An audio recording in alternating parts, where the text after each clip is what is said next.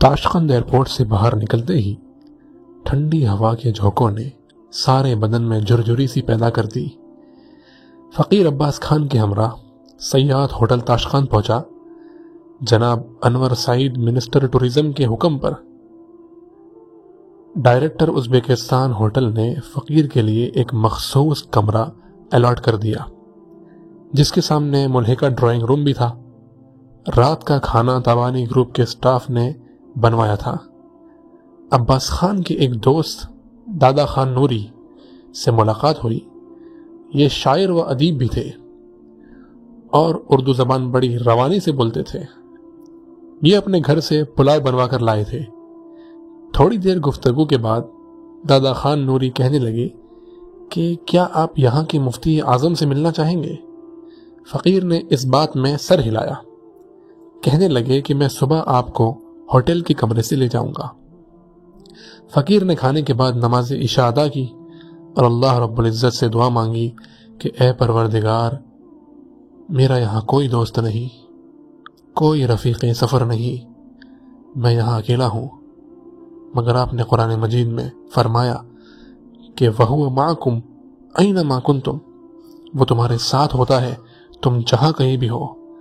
بس جب آپ ساتھ ہیں تو مجھے آپ نفس و شیطان کے حوالے نہ کرنا اور ہر قدم پر میری پشت پناہی فرمانا۔ آپ چاہتے ہیں تو مچھر اور مکڑی سے کام لے لیتے ہیں، مجھ جیسے بے وضاحت، بے علم و بے عمل سے بھی سلسلہ عالیہ کی اشاعت کا کام لے لیں۔ ہونا وہی ہے جو آپ چاہیں گے، آپ کے ہاں قابلیت کا نہیں قبولیت کا معاملہ ہے۔ کافی دیر تک یہ تار جڑی رہی، حتیٰ کہ دل کو طمانینت سی نصیب ہو گئی کہ رب کریم کی طرف سے مدد اور نصرت شامل حال رہے گی۔ فقیر مسنون دعائیں پڑھتے ہوئے بستر پر گہری نیند سو گیا۔ مفتی اعظم سے ملاقات 4 مئی 1992 عیسوی کو صبح 10 بجے دادا خان نوری کے ہمراہ تابانی گروپ کے ہیڈ آفس میں پہنچے۔ یہاں سے وسط ایشیا کی ریاستوں کا ایک بڑا نقشہ حاصل کیا تاکہ جس علاقے میں جانا ہو وہاں کے لوگوں کو غائبانہ توجہ دینی آسان ہو۔ اللہ اکبر! ہمارے بزرگوں کا عجیب و غریب معاملہ ہے کہ غائبانہ بھی توجہات دیتے ہیں۔ دادا خان نوری پوچھنے لگے کہ آپ بڑی دیر سے نقشے کی طرف خاموشی سے دیکھ رہے ہیں، میں آپ کی کوئی مدد کر سکتا ہوں؟ فقیر نے کہا کہ آپ کا شکریہ، بس آپ مفتی اعظم سے ملاقات کروا دیں۔ دادا خان نوری نے بتایا کہ مفتی اعظم کا درجہ وفاقی وزیر کا ہوتا ہے، وہ اپنے سیکریٹریٹ میں بیٹھتے ہیں، ان سے ملنا تو جوئے شیر لانے کے مترادف ہے۔ مگر میں آج کل مفتی صاحب کی ایک کتاب پر نظر ثانی کر رہا ہوں، لہٰذا میں جیسے ہی جاؤں گا اسی وقت ملاقات ہو جائے گی۔ فقیر نے کہا کہ بالکل اسی طرح قیامت کے دن گنہگار لوگوں کی نیکیوں سے محبت رکھنے والے کی بنا پر جلد ہی اللہ سے ملاقات ہو جائے گی اور بخشش کا معاملہ ہوگا۔ دادا خان نوری ہنس کر کہنے لگے کہ آپ ہر بات میں سے کوئی دینی بات نکال لیتے ہیں۔ فقیر نے کہا کہ کسی نے بھوکے سے پوچھا تھا کہ 2 اور 2 کتنے ہوتے ہیں؟ اس نے کہا تھا 4 روٹیاں۔ اسی طرح فقیر آخرت کی کامیابی چاہتا ہے، لہٰذا ہر بات میں سے آخرت کی بات نکال لیتا ہے۔ دادا خان نوری یہ سن کر بہت محظوظ ہوئے۔ راستے میں کہنے لگے کہ لوگ آپ کو کس لفظ سے پکارتے ہیں؟ فقیر نے کہا اکثر لوگ حضرت کا لفظ استعمال کرتے ہیں۔ کہنے لگے حضرت اگر آپ اجازت دیں تو ہم یہاں قریب سے حلیمہ خان کو بھی ساتھ لے لیں۔ فقیر نے پوچھا کہ وہ کون ہے؟ دادا خان نوری نے کہا جس طرح آپ کے یہاں نور جہاں ایک معروف گلوکارہ ہے کہ اسے ہر چھوٹا بڑا جانتا ہے، اسی طرح ازبکستان میں ٹی وی کی مقبول ترین فنکارہ حلیمہ خان ہے۔ یہاں کا ہر بچہ اس کا شیدائی ہے۔ وہ مفتی اعظم صاحب کا حج سے متعلق ایک ٹی وی پروگرام کروا رہی ہے۔ مفتی اعظم صاحب نے اسے بلوایا ہے۔ آپ کے لیے یہاں مساجد میں تقریر کرنا بہت آسان ہو جائے گا۔ حلیمہ خان کی وجہ سے مفتی صاحب آپ کو جلدی اجازت دے دیں گے۔ فقیر نے کہا ٹھیک ہے، جیسے آپ مناسب سمجھتے ہیں۔ اگر وہ ہماری پچھلی سیٹ پر بیٹھ جائے تو کوئی حرج نہیں۔ اگلے چند لمحوں میں ہم ایک وسیع و عریض بنگلے کے دروازے پر رکے۔ ہارن کی آواز سنتے ہی حلیمہ خان باہر نکلی۔ دادا خان نوری کے اشارے پر کار کی پچھلی سیٹ پر بیٹھ گئی۔ کچھ دیر دونوں ازبک زبان میں بات چیت کرتے رہے۔ اچانک حلیمہ خان نے پشت کی جانب سے فقیر کے کندھوں کو اپنے ہاتھ لگائے۔ فقیر گھبرا کر آگے کو جھکا تو دادا خان نوری نے کہا حضرت میں نے آپ کا تعارف کروایا ہے۔ تو حلیمہ خان نے فرط عقیدت میں آپ کے کپڑوں کو برکت کے لیے ہاتھ لگایا ہے۔ فقیر کو محسوس ہوا کہ حلیمہ خان نے کپڑوں کو ہاتھ لگا کر اپنے ہاتھوں کو بوسہ دیا اور اپنے چہرے پر دونوں ہاتھ پھیرے۔ فقیر اس بات کو سوچ کر حیران ہوا کہ گناہوں بھری زندگی گزارنے کے باوجود اس عورت کے دل میں ایک مسلمان عالم کا کتنا احترام موجود ہے۔ ممکن ہے کہ یہی اس کے لیے ہدایت کا سبب بن جائے۔ اسی اثناء میں گاڑی ایک وسیع و عریض عمارت کے سامنے رکی۔ دادا خان نوری نے کہا حضرت یہ طلحہ شیخ کی مسجد ہے۔ فقیر گاڑی سے باہر نکلا۔ سردی کی وجہ سے لمبا جبہ پہنا ہوا تھا اور عصا ہاتھ میں تھا۔ دادا خان نوری نے کہا حضرت حلیمہ خان پوچھ رہی ہے کہ آپ نے لاٹھی کیوں پکڑی ہوئی ہے؟ کیا جوڑوں میں درد ہے؟ فقیر نے کہا نہیں، یہ تو سنت ہے، سنت سمجھ کر اپنے پاس رکھی ہے، اور ویسے بھی عصا نہ ہو تو کلیمی ہے کار بے بنیاد۔ دادا خان نوری بہت خوش ہوئے اور فقیر کو آگے چلنے کے لیے کہا۔ عمارت میں داخل ہونے پر معلوم ہوا کہ یہ ایک دفتر ہے جس میں قدم قدم پر افسروں سے اجازت لینی پڑتی ہے۔